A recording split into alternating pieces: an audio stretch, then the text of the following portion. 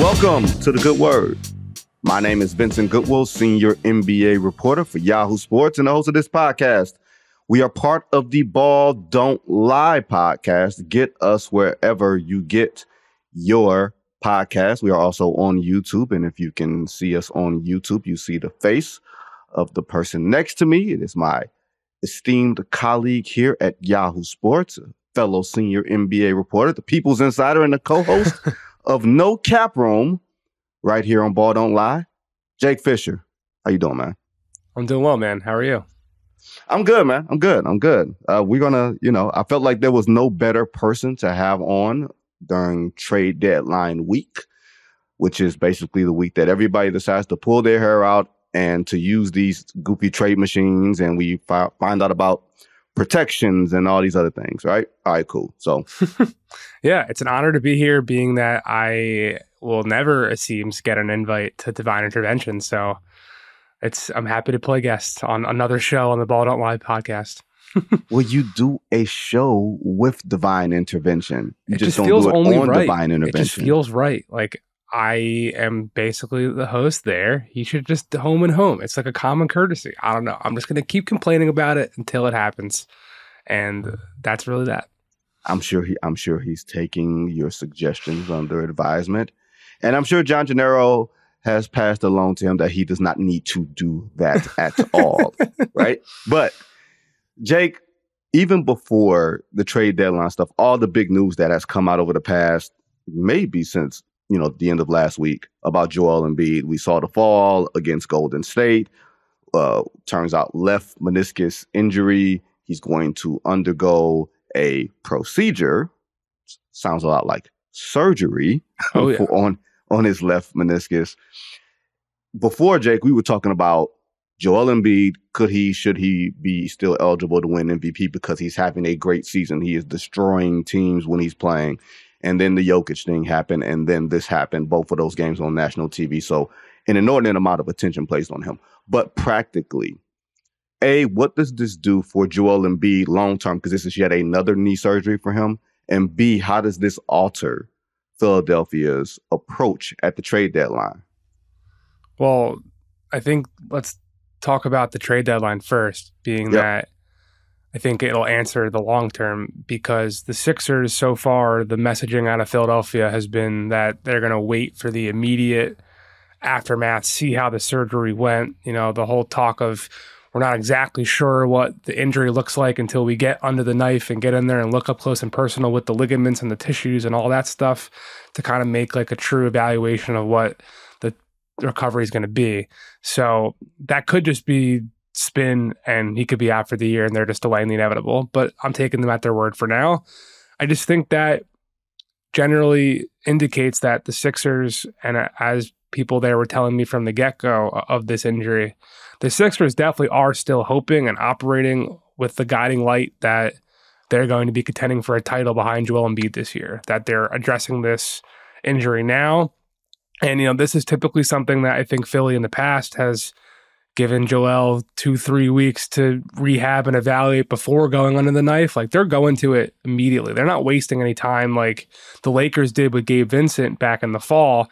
They wasted like 3-4 weeks of trying to, in hindsight, hindsight being 2020, they wasted like 3-4 weeks to figure out what Gabe Vincent's knee would look like before he ended up undergoing arthroscopic surgery on his meniscus late in December that ended up being an 8 to 10 week recovery period. So they're clearly like trying to do this with the goal of keeping him in line for a playoff run.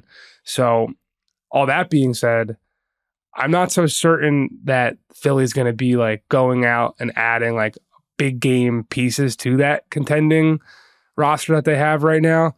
Just that it's going to be hard to see and evaluate those guys without Embiid being there. If they end up doing something like Marcus Morris is expiring salary or Robert Covington's expiring salary, or combining those expiring salaries for somebody who's like more of like a fifth man to that lineup, I wouldn't be surprised. But I do think this injury kind of throws into question like the idea of them going out and going big game hunting and making a move for one of the top players on the board. Well, it's a weird thing that Philly's in because let's just look at the facts of right now they're fifth in the East. And if you fancy yourself as a title contender, you have to stay out of the play-in, and B, you probably want to stay away from Boston. Right now, they would be on the line if they make it to the second round, because they would be matched up with the Knicks right now. That would be the 4-5. That would be the Jake Fischer, Dan Devine first round matchup, because those guys, they live in New York. But that would be the Philly matchup. In New York would really be my matchup, because I'm from Philly, live here. That'd be quite a time. Yes, that would be the Amtrak series. Yes. That would definitely be the Amtrak train series, be hopping on that train and not on a plane, which is actually not a bad experience. But no, definitely not. If you're Philly, you want to stay out of the play-in. I think the only team that they would be worried about, if you're worried about Joel Embiid's long-term health, and if you can hold your water until then, would probably be the Miami Heat, who sit at 8. But that's a 5-game difference. The Heat have been in a tailspin. Lost to the Clippers last night. They look reasonably better with Terry Rozier, but they don't look complete. They don't look whole, and maybe this just isn't their year, so you don't have any more than a natural fear of them. I thought that they were in a tricky spot because of Tobias Harris's contract, and he may walk, and Philly, because of a second apron tax world that we are operating in now, you have to be very careful about just trading your expiring salary for someone else's longer term salary and believing that, you can just keep this train rolling. Like, teams have to be a lot more, fiscally responsible in it. So that's why Jake brought up Marcus Morris. But is that a viable strategy though? Do you think? Do you think they should punt on this season, get Joel Embiid healthy for the long term, for the remainder of his prime, or should they be trying to go for it this year? I don't know what they necessarily should do until, it does sound like BS spin, but until we really know what his recovery period is going to be, I do understand that, because to your point, they have been saying all along, and it's an objective fact, the Sixers are going to be one of the few teams that have legitimate contending aspirations when Embiid was healthy this year, that's going to actually have major cap space this summer. And I believe I've been told that all of the major parties involved, from Embiid to Daryl Morey to ownership to Nick Nurse, that building seems to be in lockstep with that idea of we got a good thing going this year, but if nothing's really out there, let's save our powder and let's do something really, really big this summer. Now, how big can that be when Kawhi Leonard and Paul George are all but expected to be back in LA with James Harden, and Pascal Siakam's off the board now, sure to be re-signed in Indiana, OG Anunoby to New York. The free agent class isn't exactly shaping up to be full of game changers either, but that cap space can be used in multiple ways. They could do some sign-in trades, or just trade for someone who's on a roster elsewhere right now. All these players that are being considered off the table, unavailable right now, a lot can change when you don't make the play-in or you fall short in the first round and what have you. So I kind of do see the benefit and the just practicality of holding your chips now and making a move this summer. However, something that I'm writing today at Yahoo Sports is that I think across the league, across the league, everyone's going to have more draft picks and more stuff to play with this summer.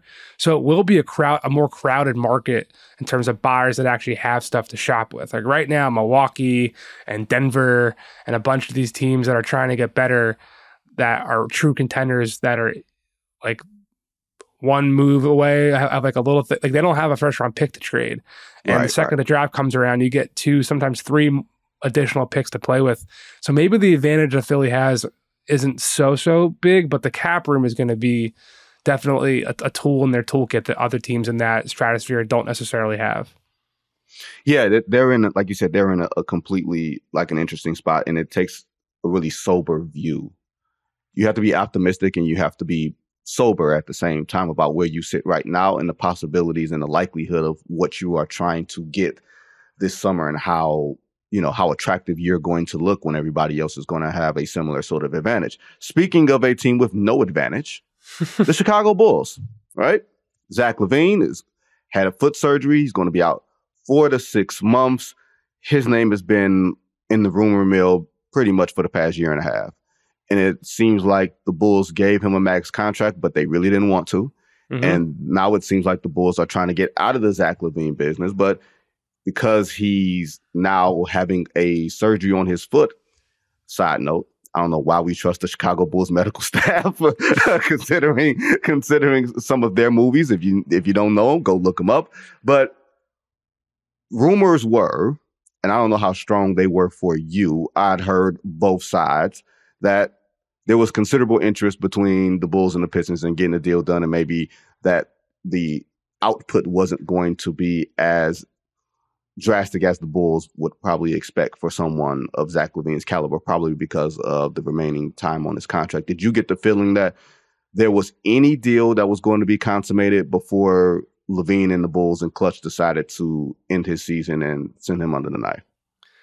I don't have like a scale of 1 to 10 or like a football field exact barometer of like they were on the 5-yard line, but I do think I do think the deal got past the 50-yard line. Like, I do think there was legitimate interest on both sides. I've heard several iterations of talks of like players the Pistons weren't willing to put in, players they were, players that Chicago was going after. So it does seem like there was actual real talks that were being had. But yeah, to really put a handicap on how close it was or what the likelihood it was going to be happening before Thursday, I didn't have enough information to really pin that down, but also because I didn't necessarily think it was something that Detroit was like super gung-ho about. That's always kind of been the sense I've gotten about him for them. And I think as evidenced by the fact that Detroit has kind of been, and you probably know better than me, they've kind of been more like, we'll see what happens, right? As opposed to like a team that's going out there with direct initiatives,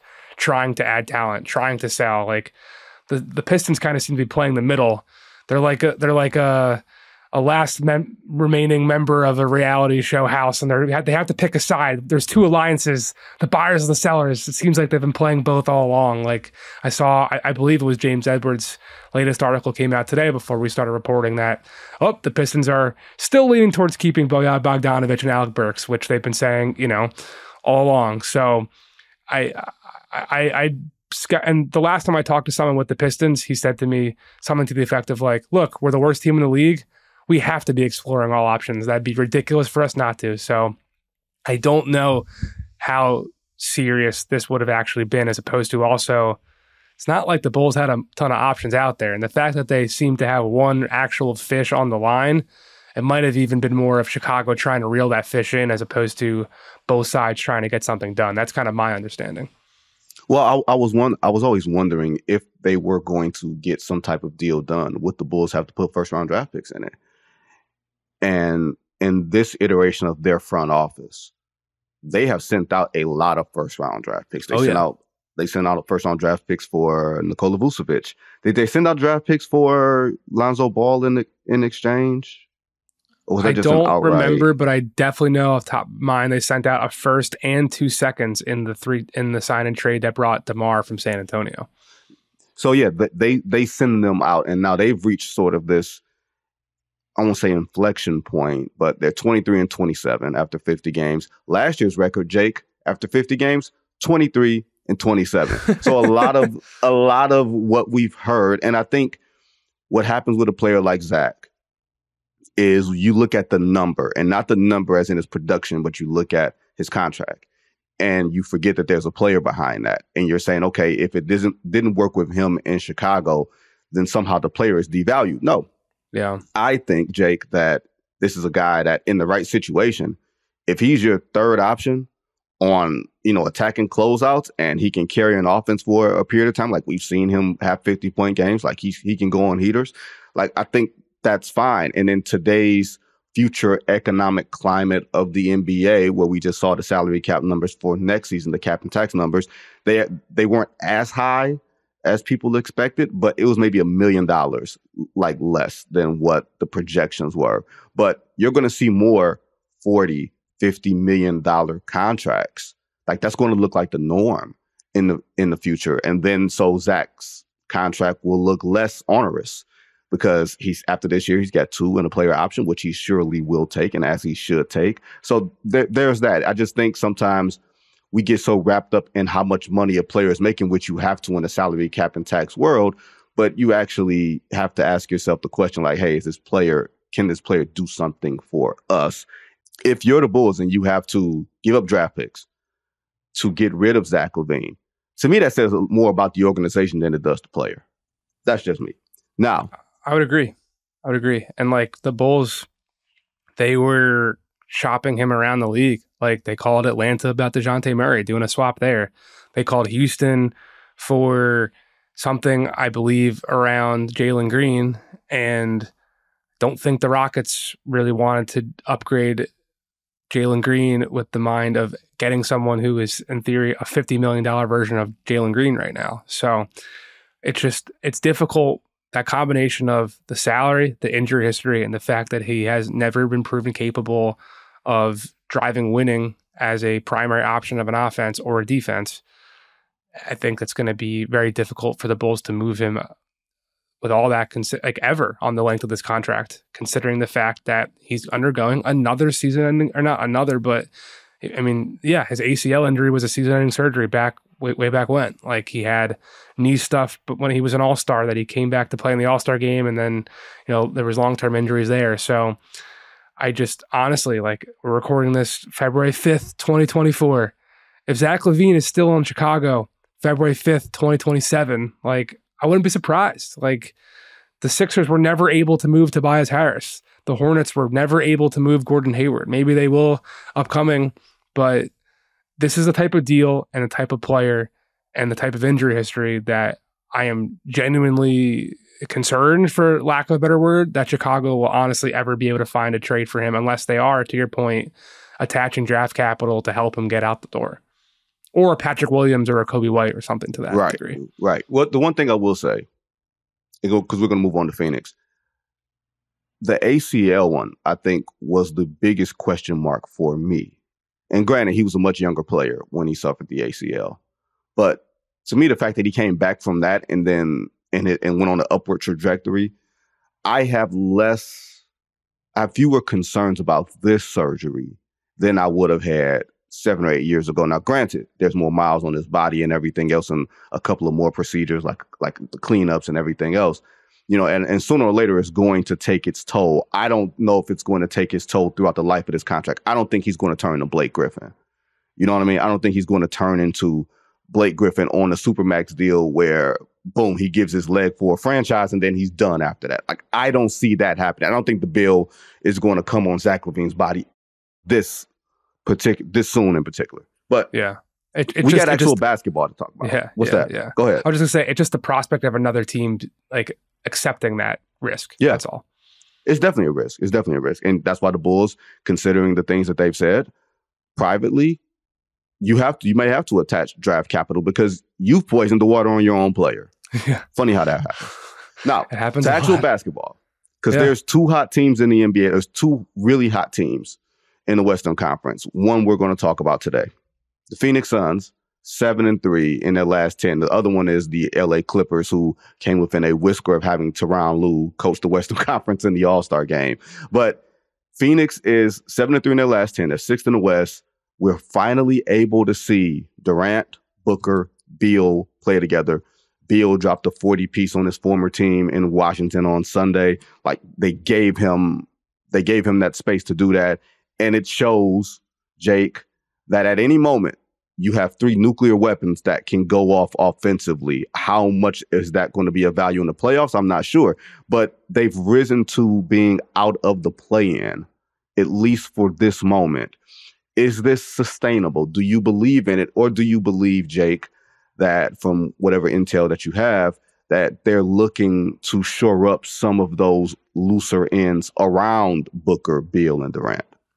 They're definitely looking to shore up the looser ends. That's for sure. I think, to the first part of your question, I saw Phoenix come here to Brooklyn on Wednesday, and then both the Suns and myself, not together, flew to Atlanta, and I was there for their game on Friday at State Farm Arena. And just from a couple nights and some pregame and postgame conversations, I said hello to your guy Kevin Durant postgame. We had a nice chat. I think, and we're seeing it at the end of second quarters. We're seeing it in crunch time. The Suns really only have 6 guys, 3 behind the Bradley Beal, Kevin Durant, Devin Booker trio in Yusuf Nurkic, Grayson Allen, and Eric Gordon, they really only have 6 guys. No disrespect to everyone else on that roster, but that's the group that I think the front office and the coaching staff are both aligned that they believe they can go to war with come the playoffs. With that being said, from the get-go of Phoenix acquiring Bradley Beal, the talk was, oh, well, this team could really benefit to having a backup point guard, and TJ McConnell was on the radar. The idea was always, well, when Bradley Beal's healthy, he can essentially be the de facto point guard when all 3 are on the lineup together. And then all 3 of KD, Brad, and Book can vacillate back and forth between having those on-ball reps. We saw in the Denver series last year where Chris Paul gets hurt for a couple games, and the Suns took a couple games, 2 in a row off the reigning champs Denver. Now that they're reigning, they were the upcoming champs at that point in time. So I don't think the cause for concern so much in Phoenix is guard play. To me, what I've been told from various people is that they're looking for like a big wing who could really help them fortify those smaller units where Kevin Durant is doing everything he can as a small ball 5 in those lineups. Go back and watch that Kings game where they overcame a 16-point deficit, whatever it was. He was guarding Sabonis. He was switching out onto Malik Monk, switching out onto Aaron Fox. He was doing it in Atlanta with going back and forth between Onyeka and Jalen Johnson, and then switching on to Trey and switching on to Dejounte. Like they would love to have another beefy wing. And the guy that's clearly at the top of their list is Miles Bridges. I'm not so certain that he's going to be able to be acquired by them, being that the Suns only have 2 second-round picks. I mean, they have 4 second-round picks to trade, but it seems like they're really only putting out 2 second-round picks right now to get something done. So we'll see if there's ever real, closing of the gap to be done there between Phoenix and Charlotte. But to wrap this up, I think they're clearly looking, and they're clearly looking for players who fit that type of mold. I've been told they like Jayshawn Tate out of Houston. I've been told they like Royce O'Neal out of Brooklyn. Like those types of 3-4 hybrid guys who definitely bring shooting. I mean, Jayshawn Tate's not the same shooter as those other guys, but shooting will be important, and the defensive versatility will be important as well. It's funny because Miles Bridges was like the first name on the rundown as far as guys that we were going to talk about as far as who's intriguing coming into the deadline. And he's one of those names for me.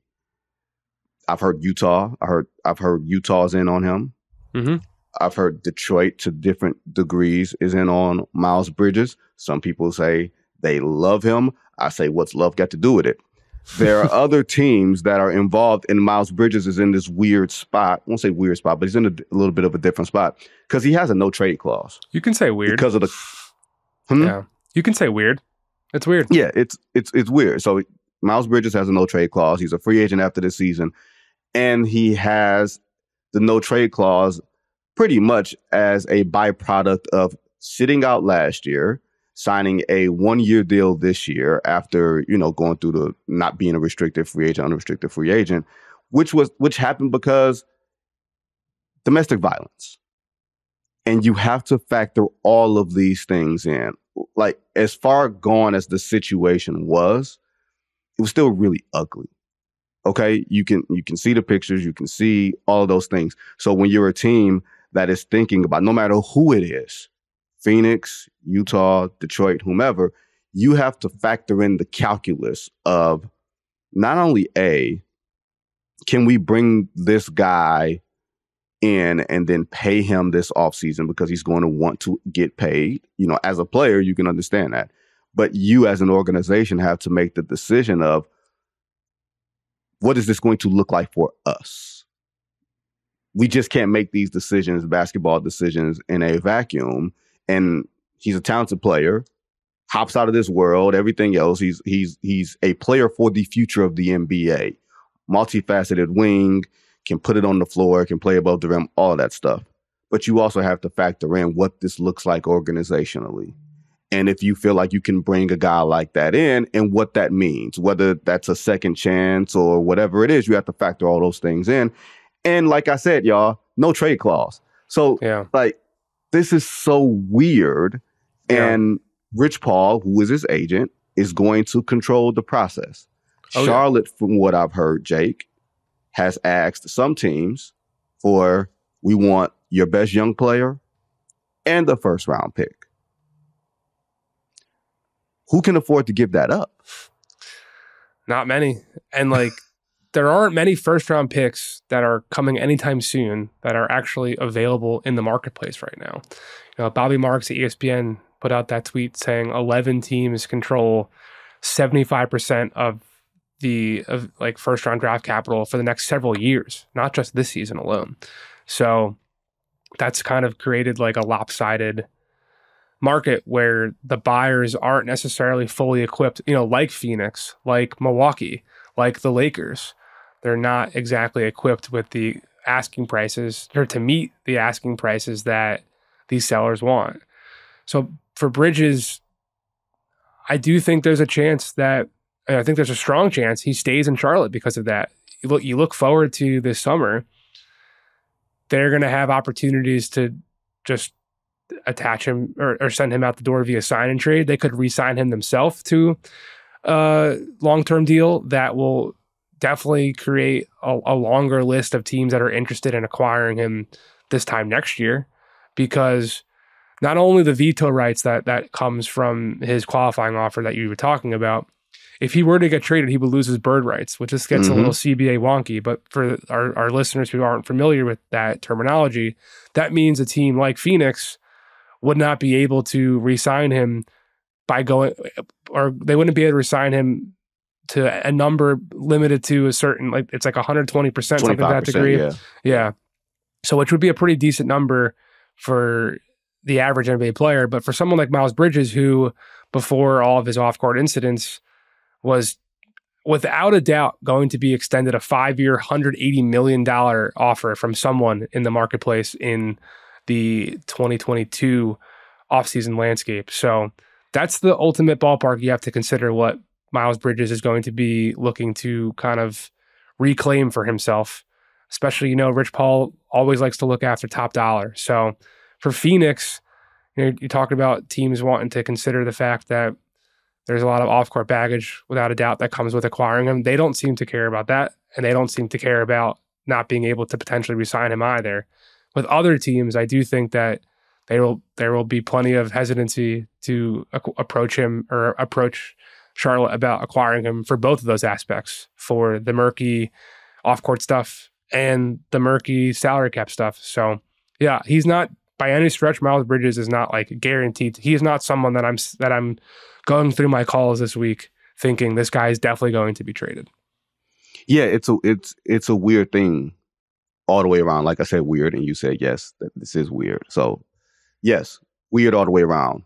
They could move on from Gordon Hayward, Charlotte, and you have to factor in Mitch Kupchak, old school executive, new owners. This is not Michael Jordan's Charlotte Hornets anymore. So you got new owners that are coming in, and they always have to learn their way through the league. They always have to figure out about player values, and it's not just fantasy basketball. It's not just working the trade machine, and you're dealing with public relations on top of that. So it's a big soup here. And on top of that, once again, Rich Paul is going to steer the process from the beginning to end. He can steer who comes in, who talks, what players are included in the deal. He can essentially control this thing from beginning to end. And I'm not saying that, you know, with hyperbole. I am literally saying that this agent can control this process. Now, another Rich Paul client, Dejounte Murray, right?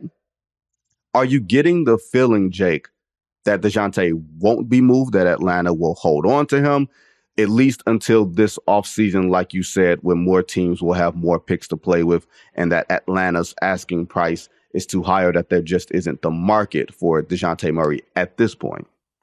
That is where I'm starting to lean. And look, the Hawks have been telling teams from the get-go, we don't have to trade him, which is something that I thought might have been spin or just, you know, trying to drum up more offers. But then you kind of tilt your head to the side and you remember they put John Collins in the trade block for 2 straight years and didn't end up moving him, right? So I think the fact that there hasn't exactly been a surplus of teams coming out of the woodwork and flirting with the actual asking price Atlanta wants, plus the fact that they've won 4 straight games. You know, when I was there over the weekend, he had clutch buckets on KD to help put away Phoenix.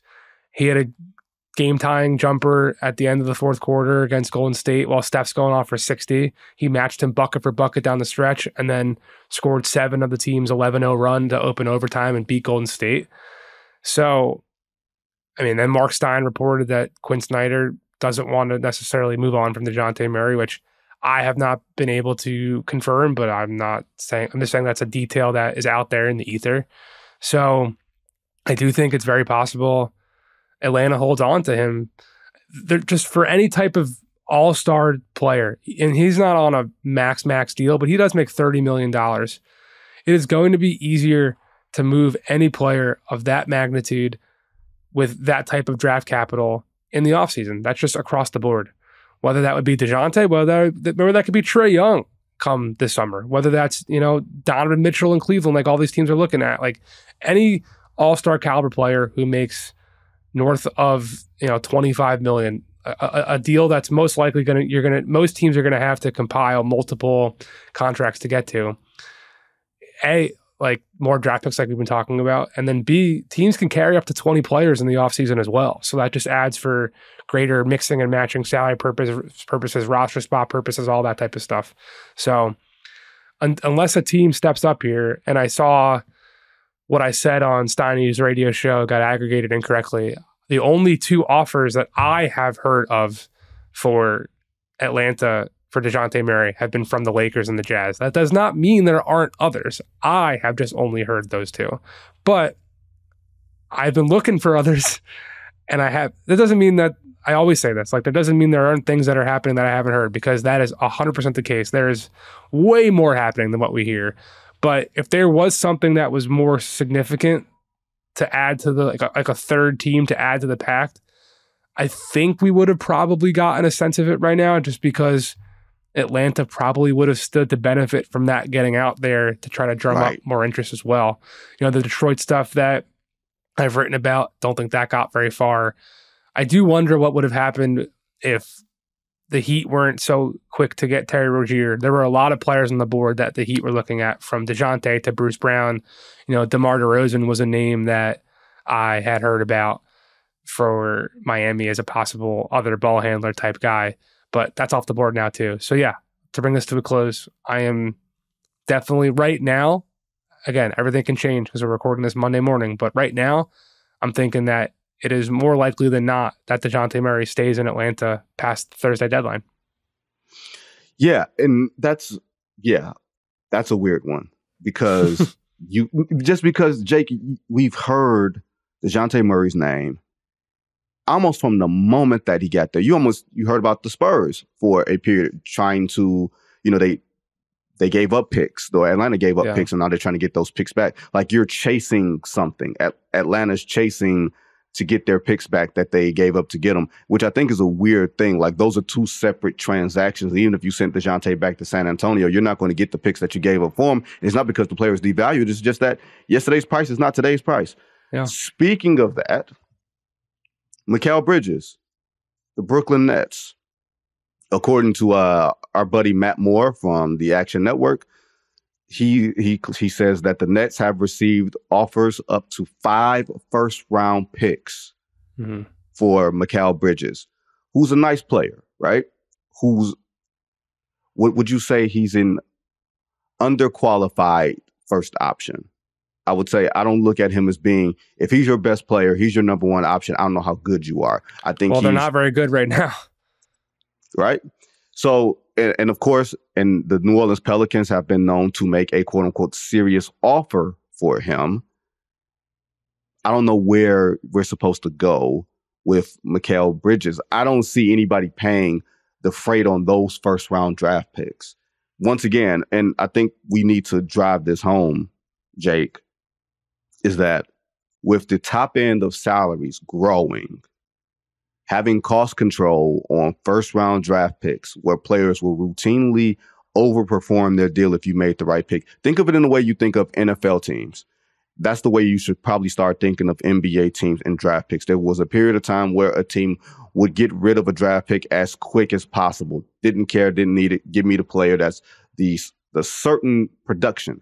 Now it's going to be the other way around. Well, they were really valuable a few years ago, and then they turned out not to be. But now in this new CBA, luxury tax world, second apron world, first round draft picks are going to be like gold because they don't take up that big of a percentage of your salary cap.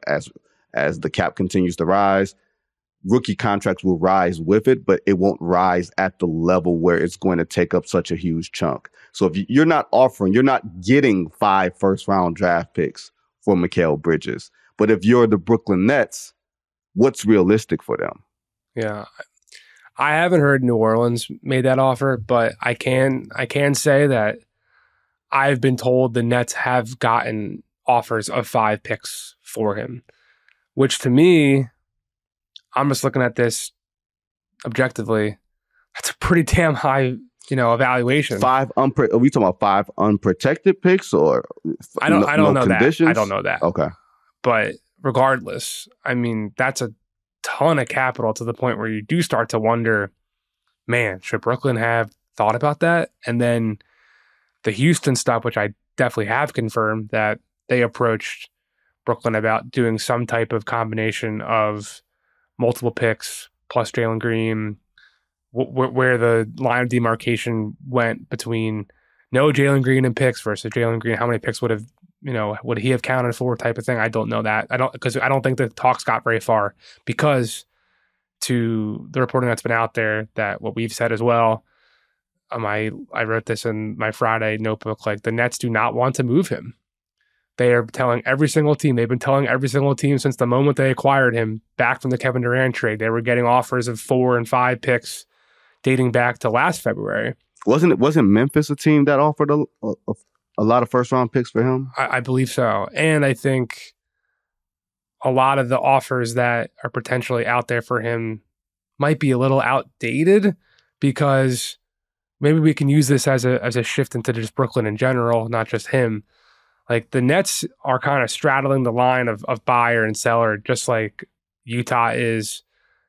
I think they're a little bit different than Detroit, just being that they're not the worst team in the league, but they definitely have, I think, more pieces in place than the Pistons, I'd say.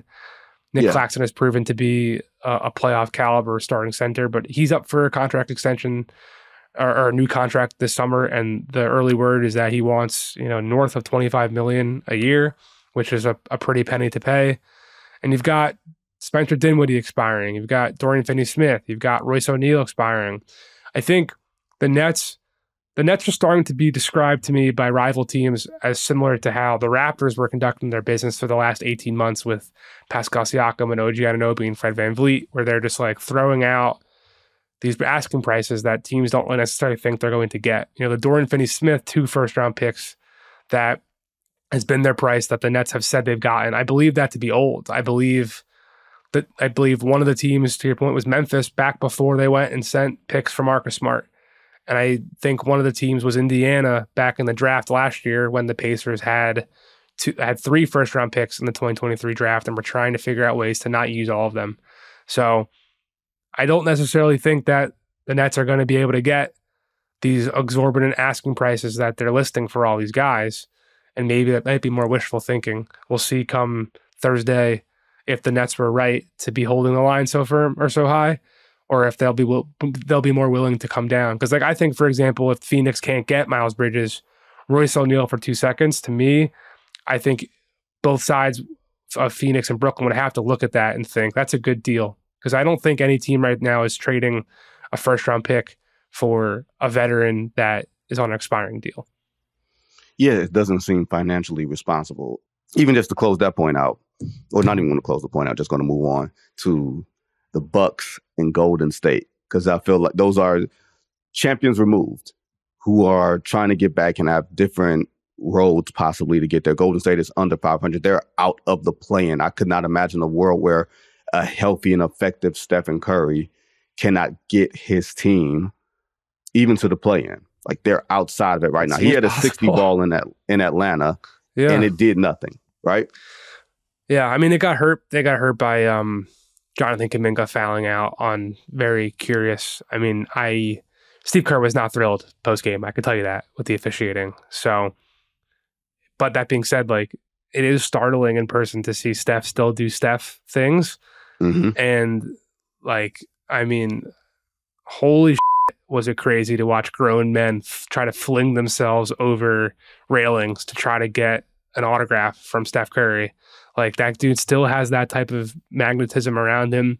He still has it on the floor as well, but there's just like nowhere near the same punch behind him as there used to be.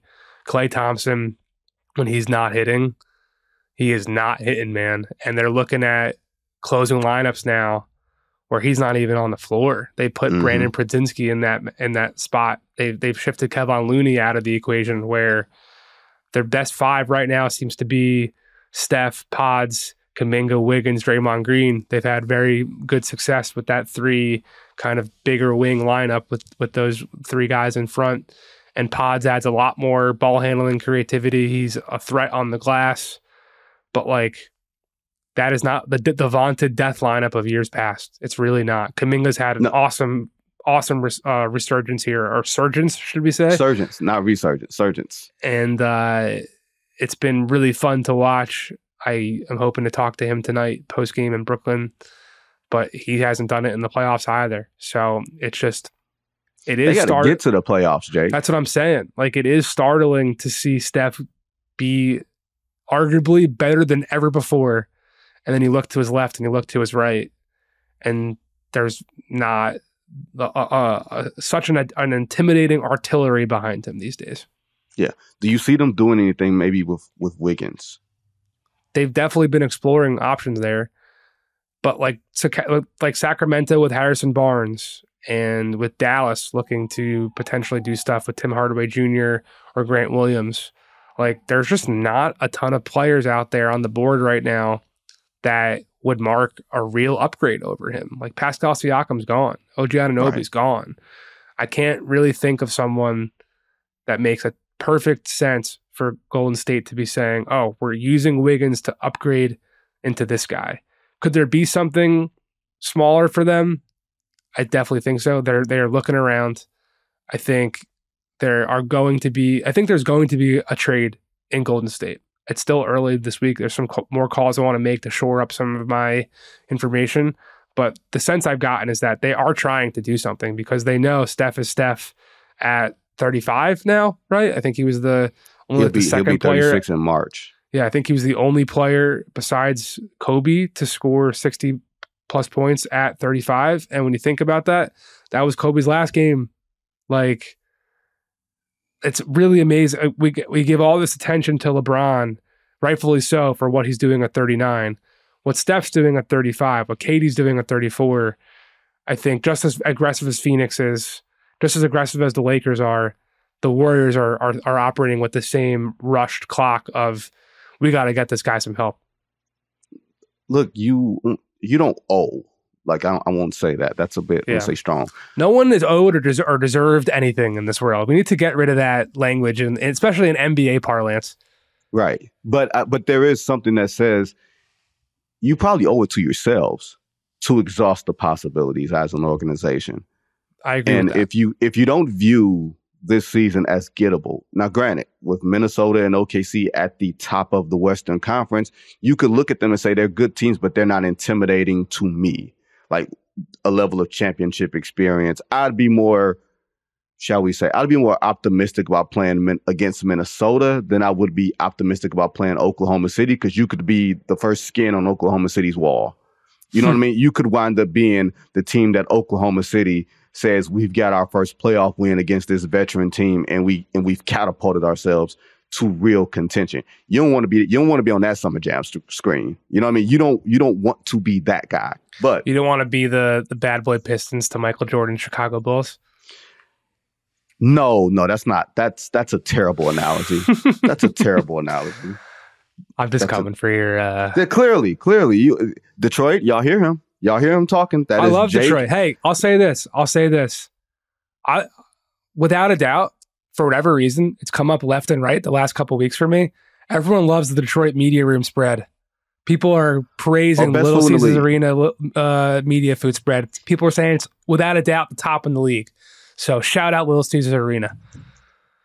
Best food, absolutely best food in the league. And trust me, we do talk about those things. If they ever, if they ever got their stuff together and had like a decent, playoff, run, playoff atmosphere in Detroit wouldn't be bad. A but they are TM so play far and away push. from that.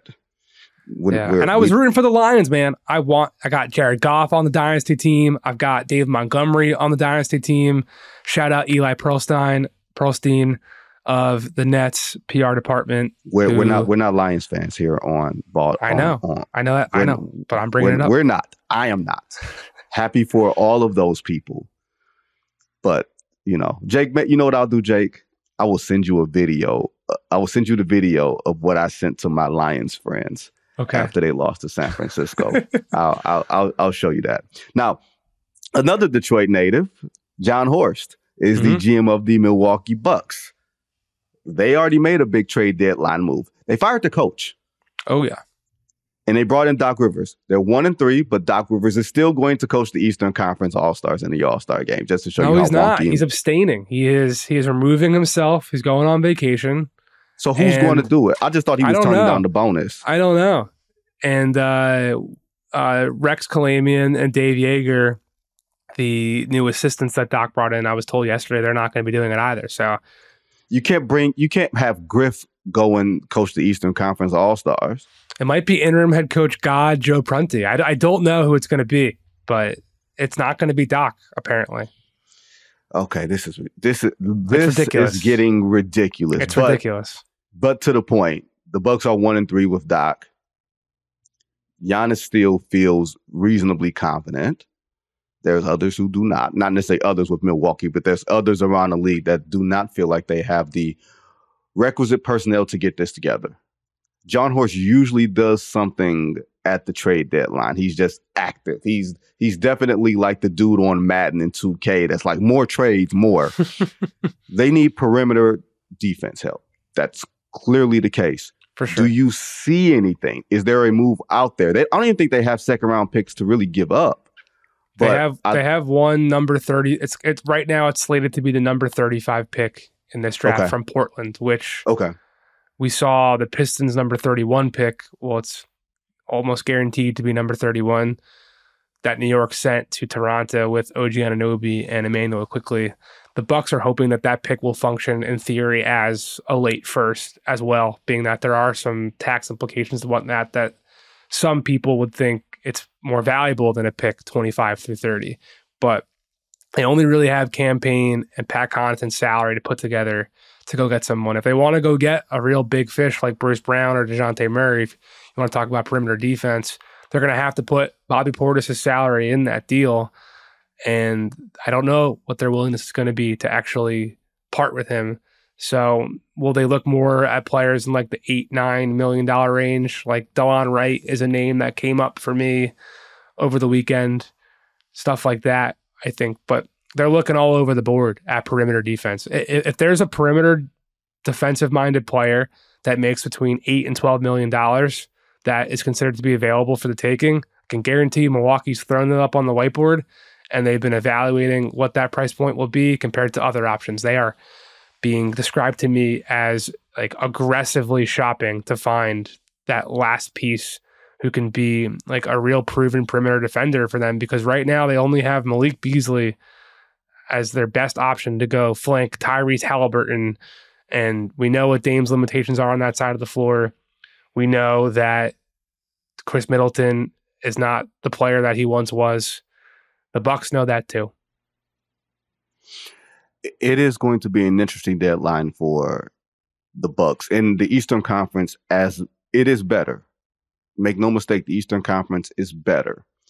But I feel like there are fatal flaws for each of the so-called contenders. Even Boston. Boston has qualities that I don't know that I'm willing to buy. Milwaukee has qualities that would scare the hell out of me. The New York Knicks, I just haven't seen it.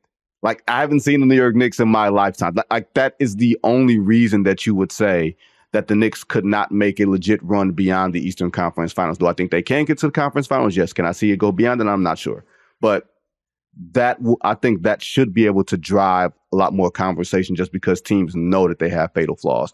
But now, Jake, before we get out of here, It's got like 6 teams that I want to throw at you. And you could just tell me which of these 6 teams you just want to go in and just empty out your notebook, right?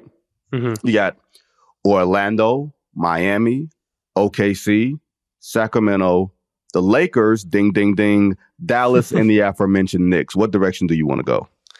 We could hit them all quickly, honestly, if you want. Okay, go ahead. I'll say Orlando, a lot of stuff, a lot of smoke about them wanting to go after Chris Paul and Kyle Lowry and veteran point guards. From my knowledge, that's false information. I don't think Charlotte and Orlando have had any conversation on Kyle Lowry. Could Orlando be a potential player once he gets bought out? Possibly, but I have no knowledge to suggest that the Magic are trying to go trade for $30 million, 37 to 39-year-old point guard who are small compared to every single player on their roster is a rangy defensive-minded guy. So that's one thing for Orlando. I mean, the Knicks, I do think, are going to do something. They've got Evan Fournier's salary. To me, Bruce Brown seems like the guy that they want the most of like real impact players. Evan Fournier was at $18 million for Fournier and a team option for next year. So in theory, even though they're not playing him and he is not Tibbs' type of guy, if they don't trade him, Jake, they could pick up the team option and have that as a tradable asset over the summer. But go ahead. I didn't want to cut you off. I just want to add that footnote. You're good. Or they could rework his salary. They could say, hey, Bruce, what if we decline this option? This is all legal come the summer. What if we decline this option and we give you a 4-year, $52 million deal instead, which would all of a sudden, Bruce Brown goes from being in the mid-level type range where the Lakers clearly wanted him at last year to signing for 22 or whatever the actual number is for this year. And then he gets $75 million guaranteed in back-to-back summers instead of going for the non-tax. That'd be a very attractive option, I think, for Bruce Brown and his representation. If any team that traded for him decided to do that instead of being scared away by the $24 million team option for next year. So that's just something I would be considering if I was pursuing him. I think Dallas is definitely looking at power forwards, and I've been told Dorian Finney-Smith no longer someone they're considering there. I've been told Miles Bridges no longer someone they're considering there, but Andrew Wiggins, PJ Washington, those are 2 names I'm confident in. I think they would like Jeremy Grant from Portland, and they would be interested in Kyle Kuzma from Dallas, but at this point, Portland and the Wizards are not suggesting that they are really willing to part with either of those guys. So aside from that, quick dump, if anything left on the table that you wanted to get into? Let me see if there's anything else. How about just give me, do you have anything on the Lakers? Because LeBron did the sands in an hourglass thing, and that's like white smoke coming from church and all of that type of stuff. So is anything Laker-wise? The Lakers are absolutely in the market, and I've now heard, as we wrote on Friday, Gabe Vincent and his 3-year deal is now being part and included in part of what they're trying to achieve. They're definitely still involved in Bruce Brown. I don't have a ton of confidence that the Lakers are going to be actually like putting D'Angelo Russell and stuff on the table for someone who doesn't have a long-term deal, but maybe they would like the renegotiate opportunity that I talked about before, because I do keep hearing Bruce Brown for the Lakers. And right now, Bruce Brown, it's tough. It's funny, like you look at the sequence of these things, both things can be true, that I think Bruce Brown is more realistic for both New York and LA compared to Dejounte Murray. But of course, both teams can't get him. So it's going to be fun to see how all these final negotiations end up coming up here with 96 hours left for the deadline. Is that what it is?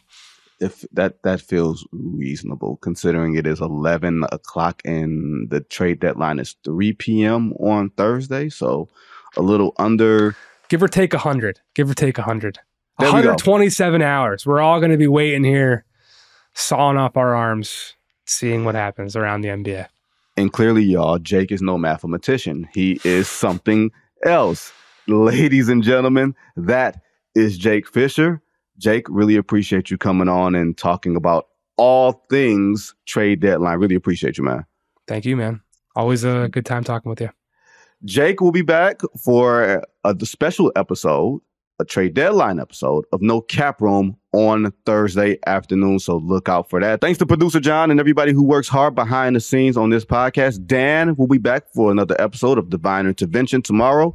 And I'll be back on Wednesday for another episode of The Good Word. Until then, everybody be safe.